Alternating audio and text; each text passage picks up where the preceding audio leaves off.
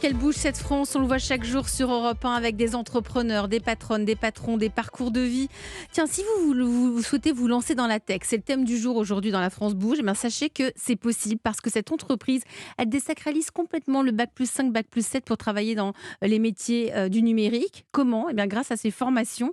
C'est ce que vous nous avez dit, Corinne de Bilbao. Vous êtes la présidente de Microsoft France. Vous avez noué un partenariat avec les écoles Simplon, déjà une cinquantaine d'écoles partout en France. Et vous nous l'avez dit tout à l'heure, il y a près de combien d'attaques sur mon mot de passe par seconde? 921 Non, attaques 921. par seconde par mot de passe. Donc voilà, déjà, c'est ce que je Là, disais tout à l'heure. là, il y Au en moment a où on s'est plein. parlé, mais il y a Et, peut-être 4000 attaques. et nous sommes avec Cassie Leroux, vous êtes la directrice générale de Mail in Black. Vous protégez nos boîtes mail des cyberattaques. En ce moment, compte tenu du contexte qui est un petit peu particulier, la grève, la réforme des retraites, les manifestations, etc., est-ce qu'il y a une cyberattaque? Est-ce qu'il y a des thèmes de cyberattaque liés à l'actualité? Oui, totalement. L'année dernière, on a arrêté plus de 102 millions de cyberattaques, dont 3 millions de spear phishing. Le spear phishing, c'est une typologie d'attaque qui est très poussée et très adaptée à un contexte. Aujourd'hui, par exemple, on voit passer des cyberattaques sur le sujet de la grève. Signez cette pétition. Votre train est annulé. Cliquez ici pour commander le suivant. Et on va vous pousser du coup à donner des données. Et donc, c'est des attaques qui sont très d'actualité contextualisée. Alors, conseil à donner, je crois, on regarde l'adresse mail tout de suite. On On se dit regarde si c'est l'adresse mail. XW3 et des trucs qu'on ne connaît pas, on met directement à la poubelle. Exactement, on ne Mm. clique pas, on ne soumet pas d'informations, on regarde l'adresse d'en-tête, on regarde le lien de redirection et surtout, on recontextualise le mail. A-t-on vraiment besoin de cliquer sur ce lien au moment où il apparaît dans notre boîte mail? Ça, c'est ce qui se passe en ce moment. On forme, heureusement, ça c'est pour le futur. Pourtant, Corinne de Bilbao, vous faites partie des géants de la tech, hein. C'est ce qu'on appelle les fameux GAFAM, Google, Apple, Facebook, Amazon et Microsoft. Il y a depuis quelques mois pas mal d'annonces de suppression de postes dans l'univers de la tech. Il y a eu Google qui a annoncé la suppression de 12 000 postes, Amazon 18 000, 11 000 chez Facebook. Il y a quelques mois, vous avez annoncé le licenciement Microsoft Monde, hein, je précise, de 10 000 employés, c'est-à-dire 5% des effectifs de Microsoft. Comment vous expliquez? On est en train de dire qu'on recrute, on est en train de dire qu'on forme, et parallèlement à cela, on est en train de mettre en place des plans sociaux. Alors, la tech, elle n'est pas indemne de ce qui se passe dans le monde, de la récession. Hein. Toutes les entreprises de la tech ont recruté massivement, et quand je dis massivement, c'est des milliers, des dizaines de milliers de personnes au moment du Covid, notamment pour déployer les solutions pour le travail hybride. Donc, on a créé des capacités énormes. Et puis, on a espéré tous qu'à la fin du travail hybride, tout allait redémarrer comme avant, voire on allait récupérer toute la croissance. Puis la récession est arrivée, c'est une vraie réalité. Augmentation des prix de l'énergie en Europe, guerre en Ukraine, et puis une récession dans tous les pays du monde. Et donc aujourd'hui, on doit procéder à des ajustements d'effectifs pour répondre à ce contexte un peu particulier. Vous parlez Donc, d'ajustement. on parle d'ajustement parce qu'effectivement, on a répondu à un moment donné à une très très grande capacité, demande de tech. Et puis aujourd'hui, le contexte est beaucoup plus incertain. Les entreprises se posent deux fois la question avant d'engager des projets, sont quand même très très prudentes, repoussent des projets, voire annulent des Oui, projets. parce Alors que pour qu'on comprenne, les fondamentalement, entreprises sont vos clientes. sont nos donc, clientes, ouais. et elles sont toutes à vouloir effectivement continuer leur transformation digitale. Et on est très optimiste sur le sujet. Dans un cycle qui sera un petit peu plus loin, quoi. Un peu plus loin. Mais donc, quand vous parlez d'ajustement en France, ce serait sur combien de nombre de personnes licenciées? Alors en France, je ne peux pas vous répondre aujourd'hui parce qu'on est dans un projet, on est dans une discussion de départ qui serait des départs volontaires, mais on est dans des discussions avec les partenaires sociaux, donc je ne peux pas vous répondre aujourd'hui. Donc, ce seront des départs volontaires, hein, Uniquement. uniquement. On va poursuivre sur cet univers de la tech avec cet entrepreneur qui a inventé un camion itinérant avec des réparateurs. Ils peuvent réparer tous vos produits informatiques. La France bouge, la pépite du jour. Alors, Cyril Nourri, vous avez 37 ans, c'est ça? Oui, tout Et à vous fait. venez d'une petite ville de campagne, de Breuil-le-Sec, dans les Hauts-de-France. On va revenir un petit peu sur votre parcours. On l'a un petit peu esquissé tout à l'heure. Vous étiez nul en maths. Complètement. Hein, complètement. Mais c'est important de le dire. Vous avez eu un bac en génie électronique, mais vous êtes issu d'une famille d'entrepreneurs et vous avez passé vos vacances avec votre grand-père à travailler sur les tableaux Excel, faire des lignes de code. Et c'est en faisant tout ça chaque été qu'à l'âge de 11 ans, vous avez monté votre tout premier ordinateur. Exactement, c'était l'idée. J'ai été passionné dès le Ça fait tout du premier bien âge. d'entendre ça quand on dit que les profs vous trouvez pas bon en mathématiques et pourtant vous êtes plein de créativité et plein d'ingéniosité. Après votre bac, vous êtes parti au Canada pour faire du jeu vidéo. Dès l'âge de 21 ans, ça c'est très anglo-saxon. Vous avez déjà 70 personnes sous votre responsabilité. Ça a dû vous donner confiance, ça, pour vous lancer. C'était très stressant, mais extrêmement formateur. Hyper formateur. Vous vous occupiez de pas mal de choses. Vous êtes rentré en France, pas mal de petits boulots, et vous avez montré votre première entreprise en 2017. Il s'agissait d'un magasin de dépannage informatique qui existe toujours d'ailleurs, à Chantilly. Exactement, il Hein existe toujours. Et puis vous avez constaté que vous passiez votre temps à réparer les ordinateurs et la télé de vos grands-parents. Et là, vous avez dit, il y a quelque chose à faire, il faut qu'on puisse venir à eux. Et c'est comme ça que vous avez inventé Informatruck. Alors Informatruck, c'est quoi? Vous allez tout nous dire vous aussi. On vous écoute. Alors, Informatruck, c'est le premier réseau de camions ateliers itinérants et autonomes de réparation de matériel informatique, à savoir tablettes, smartphones, ordinateurs majoritairement, et électronique, les consoles de jeux et bientôt le petit électroménager. Ça permet d'aller lutter contre l'exclusion numérique en ruralité, tout en permettant l'inclusion de personnes en situation de handicap éloignées de l'emploi. Concrètement, ça veut dire que nos camions se déplacent devant des lieux d'intérêt en ruralité et vont permettre à chacun de venir tout réparer sans faire des dizaines de kilomètres. Ça permet de désenclaver les personnes en situation d'éloignement, notamment, et d'améliorer la mobilité. Et nous, au niveau du défi du recrutement, on a fait un choix radical, à savoir on ne recrute pas d'informaticiens, c'est trop compliqué à trouver. On préfère les former chez nous directement pour qu'ils puissent apprendre à réparer et à économiser les matières électroniques rares aujourd'hui. Et en termes d'actualité, pour terminer, nous venons de remporter le concours 13M Accélérer l'inclusion numérique, porté par la Banque des Territoires, qui va nous permettre de passer au national, puisqu'on est l'une des 4 solutions retenues. Bravo. D'abord, bravo pour Informatruck. Utile.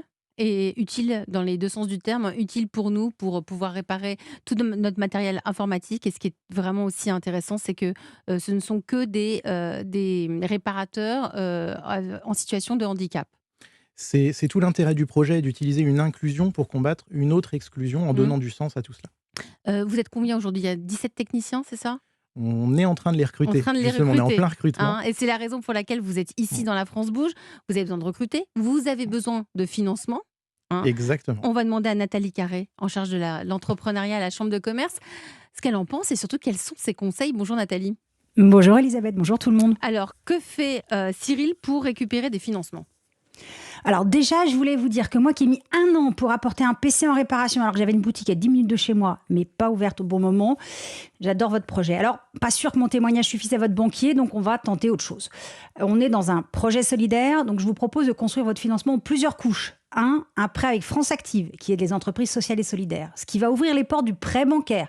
Et dans ce cas, autant aller voir la NEF, qui est une coopérative bancaire qui finance des projets engagés pour la transition écologique et sociale. Ensuite, des subventions comme la Fabrique Aviva, qui soutient le développement de l'économie sociale et environnementale. Pourquoi pas des fondations comme la Fondation Massif. Et du coup, ça sera plus facile pour faire un premier tour de table. Mais ce qui facilitera aussi les financements, c'est de répondre plus largement à l'exclusion numérique avec des services complémentaires à la réparation et des partenariats. Je pense notamment à l'entreprise Proxigital et la Confédération des buralistes qu'on a reçu récemment à la France Bouge, ce qui met en place des bornes numériques, un accompagnement pour aider donc justement les personnes via le numérique. Ils peuvent peut-être être un relais de vos services. Oui, chez les buralistes. Oui, exactement, les buralistes. Ça peut être un relais pour qu'ils fassent appel pour leurs propres clients, qu'ils fassent appel à vous. Et puis la Poste, qui développe des services de proximité pour faciliter la vie quotidienne des familles. Il pourrait aussi repérer des besoins et vous faire intervenir. C'est bien, non? Oui, c'est un bon plan. C'est un bon plan, ouais. Bon, on va le mettre en place. On coche déjà quelques éléments. Donc vous envisagez aussi de vous développer sur d'autres formes de réparation, comme sur le petit électroménager. Donc, vous allez un petit peu élargir la gamme. Nathalie, vous avez des suggestions là-dessus? Eh bien, gardez votre ligne. Alors, est-ce que vous voulez être le réparateur ambulant? Dans ce cas, vous réparez tout. Ce qui veut dire que parfois, vous n'aurez pas la compétence. Vous allez donc collecter le matériel, le faire réparer à l'atelier en donc ça sera sous-traitance. plus cher. Ça peut être plus cher et c'est peut-être lui. plus compliqué. Voilà. Ou deuxième option, être le réparateur informatique ambulant. Du coup, vous restez sur l'informatique. C'est mieux ça, moi, je trouve. Pardon, je donne mon avis, mais... En tout cas, c'est vrai que ça fait déjà pas mal de choses. Puis vous pouvez ouvrir, évidemment, aux conciergeries d'entreprise, etc. Donc vraiment, votre question, c'est ça. C'est est-ce que votre premier but est écologique, réparer tout pour que ça dure, ou social, réduire la facture numérique? Alors, comme votre histoire avec vos grands-parents me dit que votre truc, c'est quand même d'aider les gens à se dépatouiller avec tous ces trucs électroniques qu'envahissent leur vie. Puis peut-être que quand cette ligne sera posée et que votre première phase de test en Hauts-de-France qui démarre sera vraiment un bon succès, vous pourriez éventuellement développer en franchise pour répandre plus facilement la facilité numérique sur tous les territoires. Alors voilà, la question c'est, Informatruck sera-t-il le Ducrot ambulant de l'informatique qui se décarcasse pour que nos appareils informatiques ne nous lâchent jamais, ou le virtuose de la réparation qui accorde tous nos appareils pour qu'ils durent encore et encore? Merci Nathalie Carré, j'espère que vous avez pris des notes. Corinne de Bilbao, vous connaissiez Informatruck? Alors non, mais je dois dire qu'on a déjà échangé nos cartes de visite parce j'adore. qu'on va se mettre en contact avec notre responsable accessibilité. On fait déjà ça, mais avec des ateliers qui sont un peu débordés. Et moi, la question que je posais, c'est est-ce que vous le faites aussi pour les entreprises et on pourrait effectivement regarder un partenariat parce que les entreprises sont pleines de besoins finalement de PC qui sont obsolescents et qui ont besoin d'être réparés. Donc on va se revoir. Cyril, c'est une possibilité. C'est une possibilité. Premier client Microsoft, c'est pas mal. C'est quand même sympa. C'est sympa. Allez, merci Nathalie Carré. On vous retrouve demain. Si vous aussi vous avez envie de pitcher votre projet d'entreprise, il n'y a qu'une seule adresse. Nathalie, c'est laquelle? C'est e1-lafrancebouge@europe1.fr. Promis juré, Solène Godin, Charlotte Barrican et moi, on lit toutes les candidatures reçues. Allez, vous restez avec moi tous les trois autour de la table de la France Bouge avec cette question. Et vos salariés, ils vont comment? Europe 1, la France bouge. Demain, au travail. Je reste avec vous, Cyril Nourry, vous êtes le fondateur d'Informatruck. Vous, votre modèle repose sur l'inclusion. Ce ne sont que des réparateurs en situation de handicap. Quel type d'handicap? En réalité, majoritairement du handicap physique léger ou du handicap mental léger, puisqu'on est sur des personnes en toute autonomie. Donc on ne peut pas se permettre de les laisser toutes seules coincées à un endroit et de ne pas pouvoir intervenir. Corinne de Bilbao, vous êtes la présidente de Microsoft France. Vous, c'est 2000 personnes en France. L'inclusion, ça fait partie de votre politique, c'est dans votre, ça fait partie de votre quotidien. Et vous avez travaillé, vous faites travailler aussi des personnes en situation de handicap. Non, absolument, 2200 personnes. Et nous, en fait, ce qu'on dit, c'est que notre mission, c'est de permettre à chacun de réaliser ses ambitions. Donc, c'est profondément ancré dans les valeurs de l'entreprise, les sujets d'inclusion, que ce soit les inclusions de genre, handicap, de génération aussi, d'origine. On a 5 piliers comme ça. Et donc, on a un référent handicap. On commence à travailler sur l'accessibilité de nos produits parce qu'il y a un sujet quand même qui est important, c'est que le numérique puisse devenir de plus en plus accessible. Et pour ça, il faut que ça soit dès la conception des produits. Donc, on a des loupes, on travaille sur des palettes de couleurs, sur la sonorisation, la voix, pour permettre effectivement aux personnes en situation de handicap de pouvoir accéder au numérique. Ça, c'est un vrai sujet sur lequel on a beaucoup, beaucoup travaillé. Mais le sujet, effectivement, de la réparabilité, on a commencé à travailler dessus et moi, je serais ravie de continuer à échanger avec vous. Vous allez tout nous dire après. Surtout, vous nous donnez des nouvelles. Corinne de Bilbao, dans cette notion de care au travail, de qualité de vie au travail, vous avez mis en place le droit à la déconnexion au sein de Microsoft. Oui, alors on a fait, il y a très longtemps que nous, on fait du travail hybride déjà. Donc, on a mis en place ce qu'on appelle la règle des 4-4 dès qu'on a accéléré cette mise en place de travail hybride.